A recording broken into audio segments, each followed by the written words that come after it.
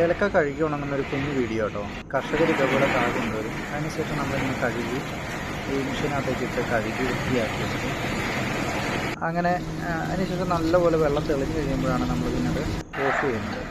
പിന്നെ കൊട്ടയ്ക്കകത്തേക്ക് പിടിക്കും. അതിനിപ്പുറം നമ്മൾ ഇതിനകത്തേക്ക് സോഡ കാർബുണ്ട്, അതായത് ടാറ്റയുടെ അപ്പക്കാരം നമ്മൾ ഫുഡ് ഗ്രേഡായിട്ട് ഉപയോഗിക്കും. അത് നമ്മൾ ഇതിനകത്തേക്ക് ഇടും, കാരണം ഒരേപോലെ കായ്ക്ക് ചൂട് കിട്ടാനാണ്. പിന്നെ ഇതേപോലെ കളമൊക്കെ തിരിച്ച് നമ്മൾ ഇന്ധനമായിട്ട് ഉപയോഗിക്കുന്നത് ഈ ബ്രിക്കറ്റാണ്. ഇതിനെ ബ്രിക്കറ്റ് എന്നാണ് പറയുന്നത്. അതായത് മരപ്പൊടിയും കാപ്പിത്തൊണ്ടും കംപ്രസ് ചെയ്തെടുക്കുന്നതാണ്. പിന്നെ ഈ വിറകുണ്ട്, പുളിവിറക് ഉപയോഗിക്കുന്നത്. അതിൽ ഇങ്ങനെ അടുപ്പ് കത്തിക്കുന്നു.